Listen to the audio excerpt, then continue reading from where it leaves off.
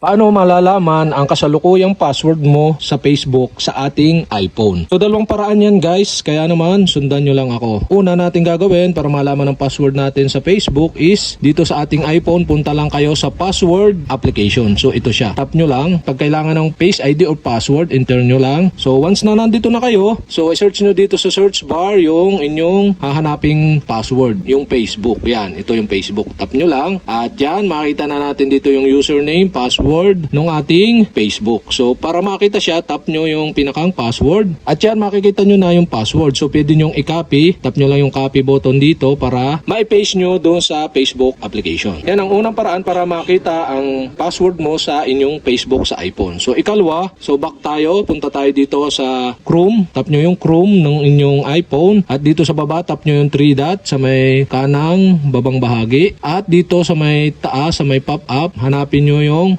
password manager. So ito siya, tap nyo yung password manager, yung may key icon at pag kailangan ng Face ID or password, enter nyo lang at dito makikita na ninyo yung mga nakasave na password. Yan, alphabetically siya, kaya scroll down nyo lang para mapunta kayo dito sa may Facebook. Yan, ito yung Facebook, tap nyo lang at meron ako dito nakasave na 3 password. So sample natin itong isa, makita na natin yung username and password. So para makita yung password, tap nyo yung eye icon dito sa may kanan at yan, makikita nyo na yung password. So copy nyo lang yan at ilagin do sa inyong Facebook password. Yan ang dalawang paraan para malaman ang kasalukuyang password mo sa Facebook sa ating iPhone.